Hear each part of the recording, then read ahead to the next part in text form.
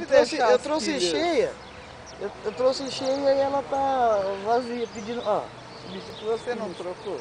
troquei. E eu trouxe ela cheia. Ah, você não trouxe o carregador porque também não tem onde carregar. Porque elas estavam cheias. Mas seus filhos acabam logo, né?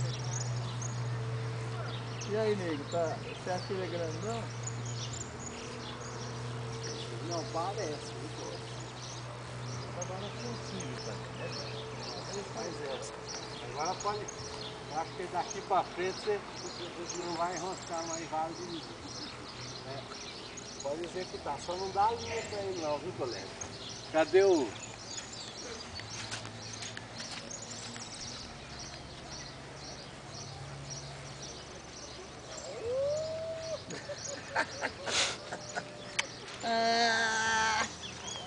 Isso que é vida, hein, senhora? Trabalhar nada, hein, pai? Trabalhar não.